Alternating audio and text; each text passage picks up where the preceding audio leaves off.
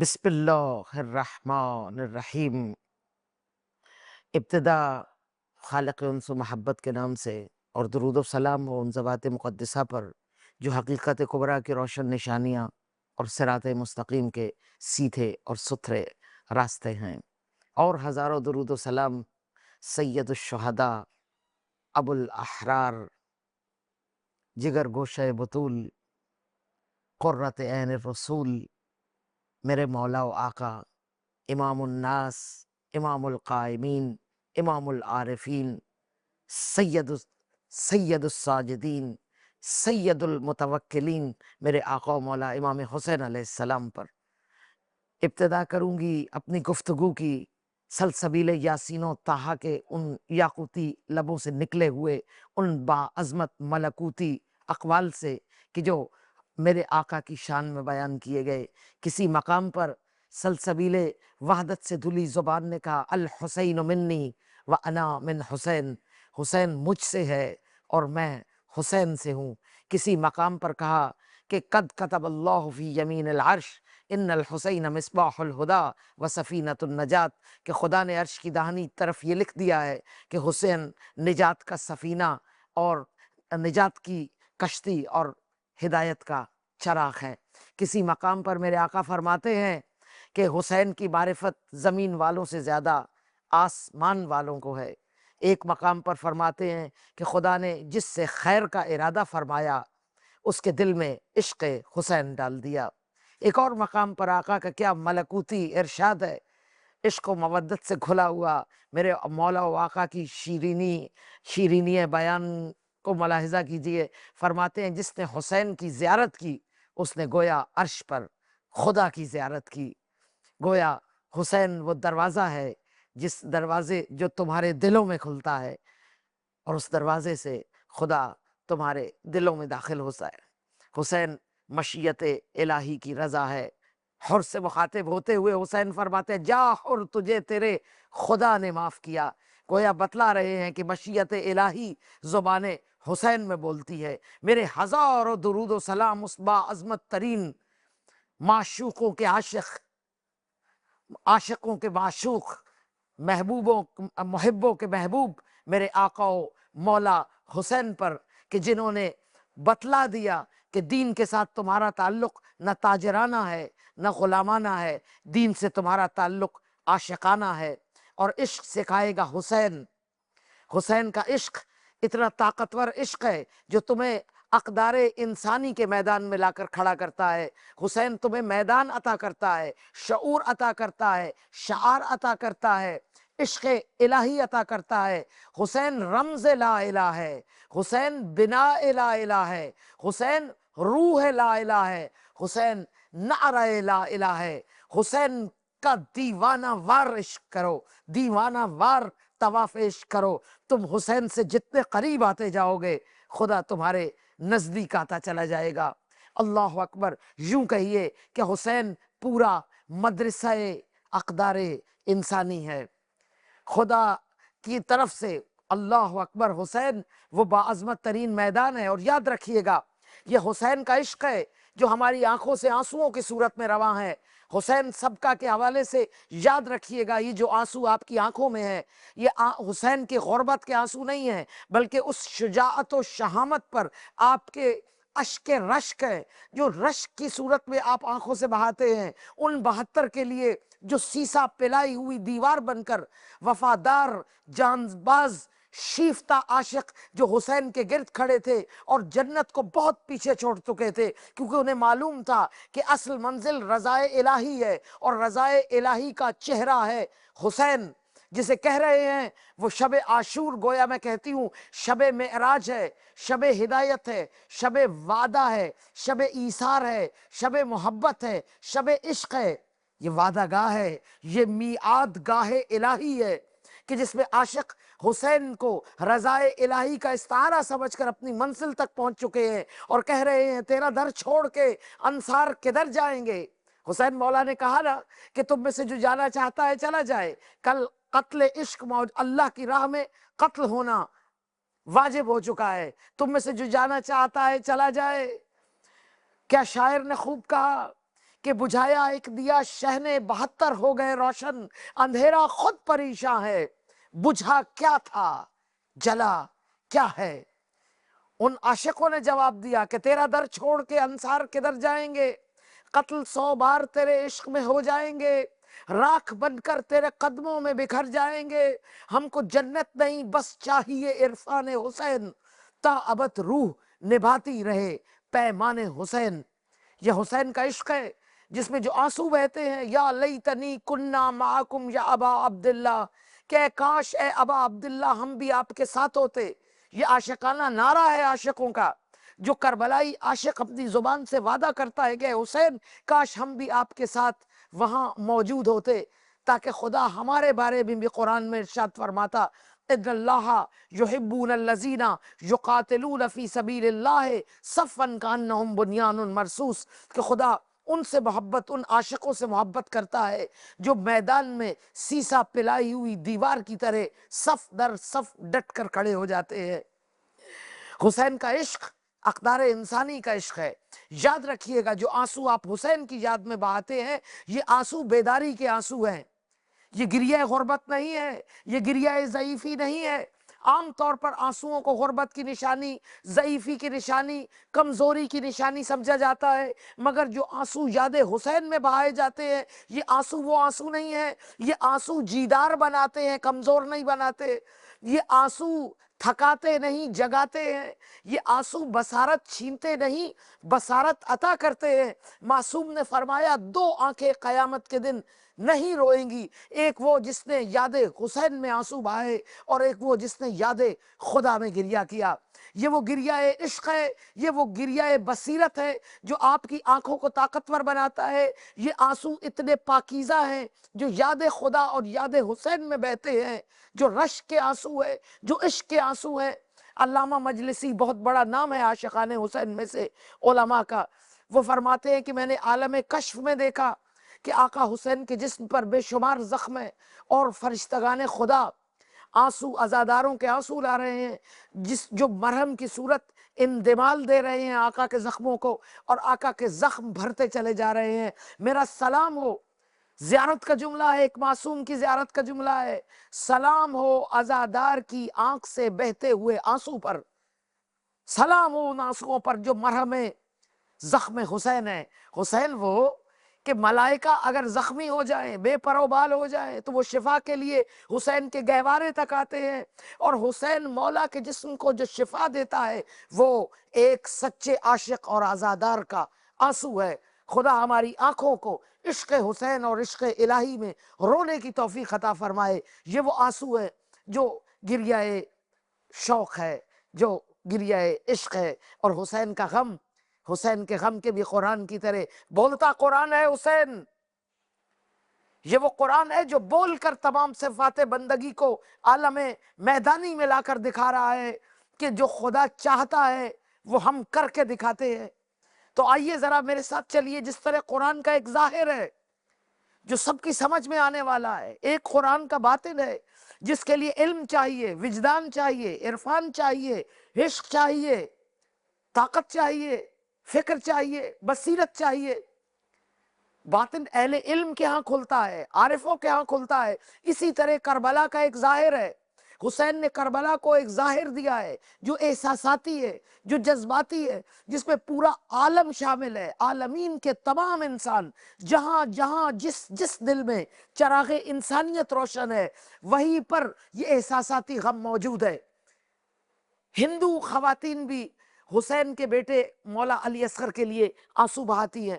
پورا زمانہ انگریزوں نے مولا حسین کے مرثیے لکھے ہیں، تمام عالم انسانیت اس محسوساتی غم میں برابر کا شریک ہے، رویا جاتا ہے حسین کے لیے، آنسو بہائے جاتے ہیں۔ یہ احساساتی چہرہ ہے، کربلا کا ظاہر ہے، یہ وقتی ہے، بے شک اس کے بہت سارے اثرات ہیں، بہت سارے انعامات ہیں، مگر یہ وقتی کیفیت ہے۔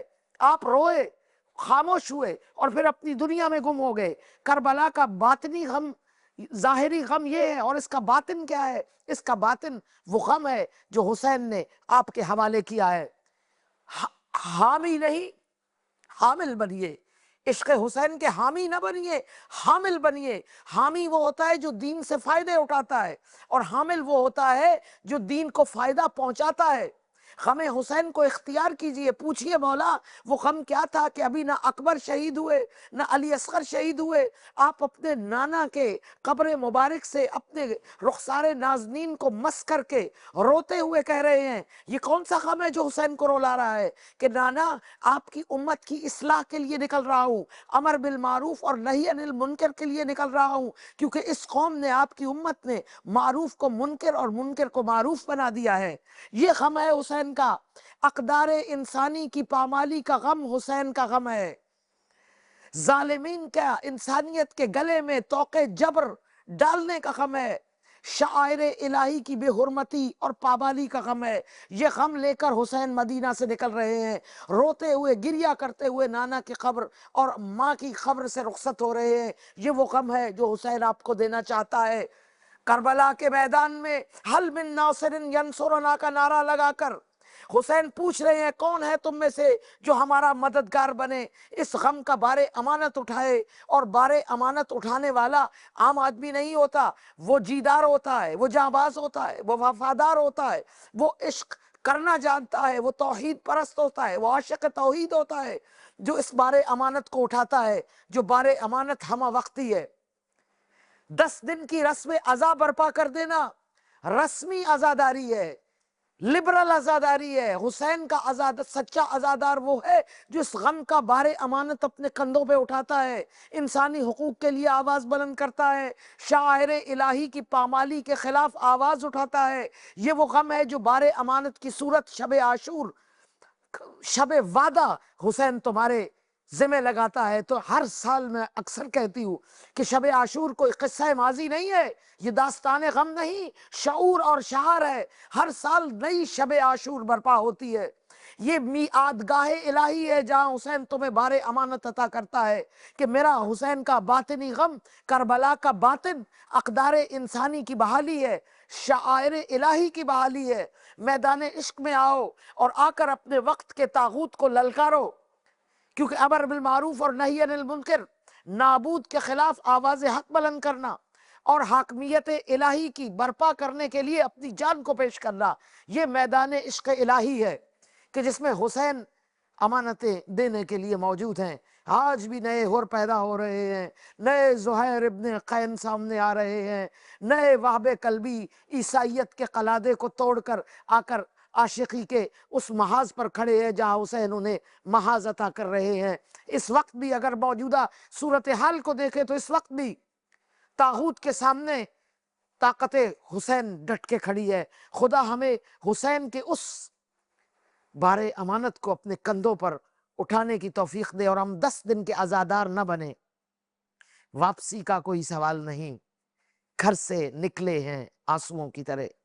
حسین پہلی محرم کو ہجری سال کے پہلے دن کو آپ کو بار امانت عطا کرتا ہے، توحید الہی کے عشق کا بار امانت، امر بالمعروف اور نہی عن المنکر کا بار امانت۔ اور بار امانت اٹھانے کے لیے حسین کو آج بھی ایک نئے حبیب کی ضرورت ہے، حبیب ابن مظاہر، بے تکلف جسے مقتل میں پکارا جائے، دوست ایسا ہو حبیب ابن مظاہر جیسا۔ حسین آج بھی حبیب کے انتظار میں ہے۔ ہر شب عاشور ایک نئی وعدہ گاہ ہے جہاں پر بے شمار عاشقان حق آ کر وعدہ گزار ہوتے ہیں۔ کوشش کیجئے، میں اس پروگرام کے توسط سے حسین سب کا خوبصورت شعر، کسی شاعر نے کیا کہا کہ ہم نے یہ کب کہا، مسلمان کہہ رہے ہیں، ہم نے یہ کب کہا کہ ہماری ہے کربلا، حق بات تم کہو تو تمہاری ہے کربلا۔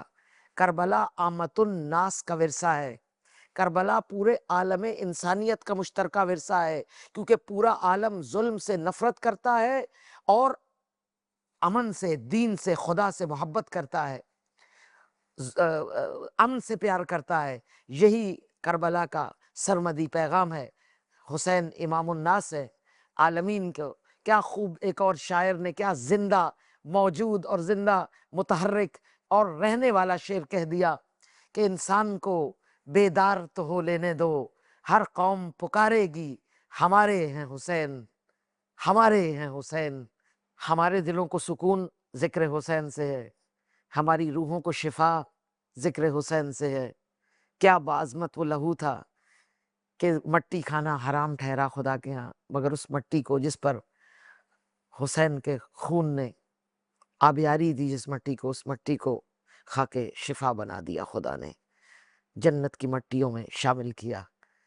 حسین ہمارا سکون ہے، اور میرے آقا حسین کے دل کا سکون جناب سکینہ ہے۔ حسین سبقہ کے زیر نامہ میں چاہتی ہوں کہ ایک ایک کردار کو جتنی جلد ہو سکے آپ کی سماعتوں سے گزار دوں، تاکہ معلوم ہو کہ شعار کربلا کیا ہے۔ 4 سال کی ننھی سکینہ حسین کے دل کا قرار ہے۔ میرے آقا و مولا جب اس 4 سال کی ننھی فاطمہ کو سلام کرتے ہیں تو فرماتے ہیں السلام، میرا سلام ہو اے شجرہ طیبہ کی جڑ۔ اور بے شک یہ وہ جڑ ہے شجرہ طیبہ کی جس نے کربلا کو ایسی زندگی عطا کی ہے، شجر کربلا کی ایسی آبیاری کی ہے کہ کوئی ایک سطر کربلا ذکر سکینہ سے خالی نہیں ہے۔ ہاں، ہمارے حسین کی 4 سال کی بچی ہے سکینہ، مگر ہمارے لیے یہ باعظمت معذب وہی ثانی زہرا ہے جو بہجت قلب النبی ہیں، جو کوکب دری مصطفیٰ ہیں، جو لیلۃ القدر مصطفیٰ ہیں، جو کوثر مصطفیٰ ہیں، جو قلادت الوجود ہیں، جو راضیہ ہیں، جو مرضیہ ہیں۔ یہ دوسری فاطمہ ہے، یہ ثانی زہرا ہے جو کربلا میں مختلف مقامات پر اپنے حصے کا فرض ادا کر رہی ہے۔ اس لیے عرب انہیں روح الحسین کہتے ہیں، نور الحسین کہتے ہیں، کوثر الحسین کہتے ہیں، تعویذ الحسین کہتے ہیں۔ حسین کا تعویذ کو ہمیشہ اپنی حفاظت کے لیے پہنا جاتا ہے، سینے پہ سجایا جاتا ہے۔ اور جس طرح آقا مصطفیٰ اپنی بیٹی جناب زہرا کی باعظمت ترین خدا کی طرف سے 9 خدائی عطا کیے گئے ناموں کے بعد اور عظمت فاطمہ بتا دینے کے بعد اللہ کے عشق میں فاطمہ کو اپنی مسند پہ بٹھاتے تھے، اسی طرح مولا حسین نے اپنے سینے کو پیش کیا اس دوسری فاطمہ کے لیے کہ سکینہ کے شایان شان وہ سینہ ہے جو ہدایت کا خزینہ ہے، جو ولایت کا دفینہ ہے، جو عاشقی کا مدینہ ہے۔ یہ وہ شایان شان مقام ہے جہاں پر سکینہ ہے۔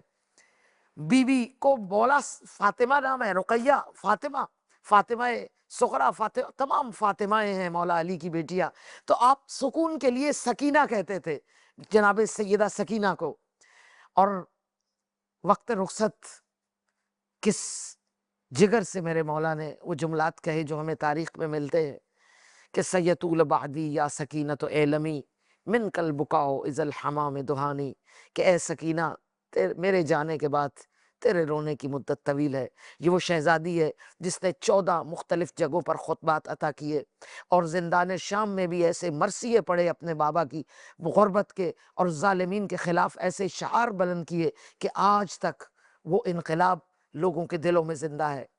مولا و آقا حسین علیہ السلام کے لاشے کے پہلو میں کھڑے ہو کر جو فی البدی مرثیہ کا اس 4 سال کی فصیح و بلیغ صاحب فصاحت علی کی پوتی نے جو فی البدی مرثیہ کے ہاں پوری فوج شام بغاوت پر آمادہ ہو گئی، میرے اپنے اشعار ہیں کہ سیدھی کھڑی تھی پہلو بابا میں ذاکرہ، تھی دل فگار شام غریباں کی ذاکرہ، اور صحرا کی خاموشی میں پڑی مجلس حسین، برپا کیا زمین پہ پھر ماتم حسین۔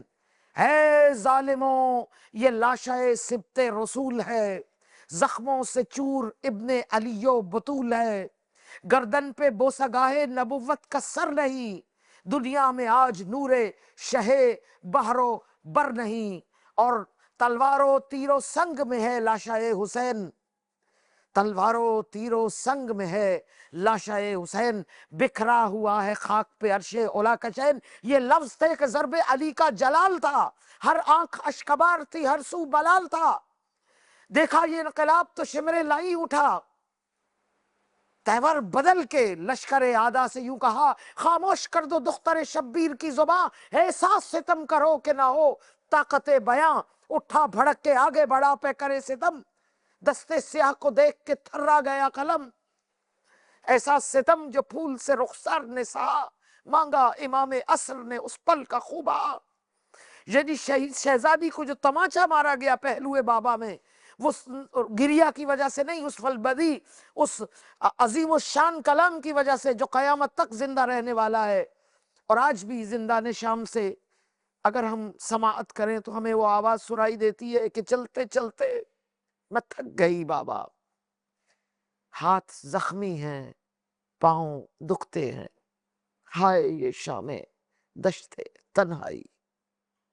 والسلام علیکم ورحمۃ اللہ وبرکاتہ۔ اب دشت بلا کا ہے عجب ہی منظر،